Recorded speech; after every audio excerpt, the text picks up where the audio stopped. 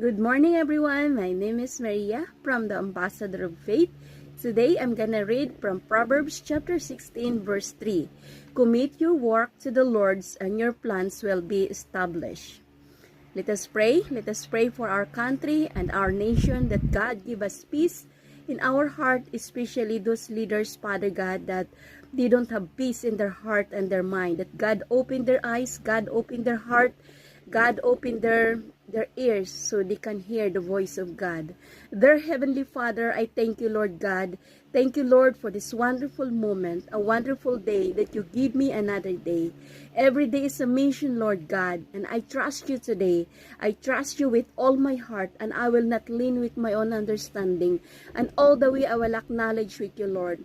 I trust you, Lord Father God, that our country will be full of repentance and all the people in it, Lord. In Jesus' name, amen and amen.